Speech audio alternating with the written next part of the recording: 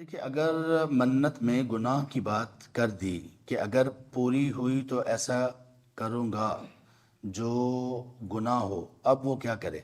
کوئی بھی نظر اور منت جو گناہ کی ہے اس کو پورا کرنا حرام ہے۔ کسی نے اگر کوئی منت ایسی مان لی، کوئی نظر مان لی کہ میں اگر یہ کام ہو گیا تو میں یہ گناہ کروں گا یا کروں گی، ایسی منت پوری کرنا حرام ہے۔ اس کا حل یہ ہے کہ وہ اس کا کفارہ دے منت کا۔ اور کفارہ کیا ہے؟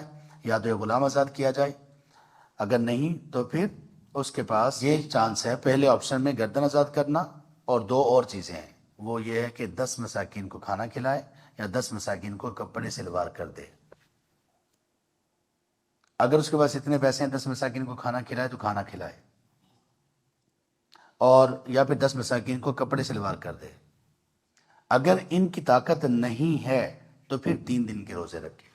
یہ قسم کا بھی یہی کفارہ ہے، منت کا بھی یہی کفارہ ہے اگر پوری نہ کی، اور کوئی بھی نظر وغیرہ مانی ہو اس کا بھی یہی کفارہ ہے اگر پوری نہیں کی تو۔ یہ یاد رکھ لیجیے۔ اور گناہ کی منت اور قسم ہو یا گناہ کی منت ہو، اس کو پورا کرنا حرام ہے، اس کو پورا کرنا حرام ہے۔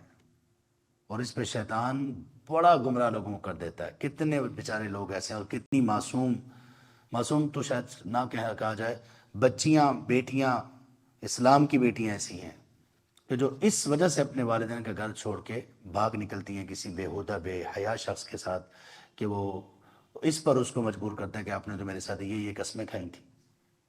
اگر کسی سے یہ قسمیں کھانے کی غلطی ہو بھی گئی ہے تو وہ یاد رکھے کہ ایسی قسمیں پہلی غلطی تھی، اور ان قسموں کو پورا کرنا اور ان قسموں کے مطابق کرنا یہ اس سے بڑی غلطی ہے۔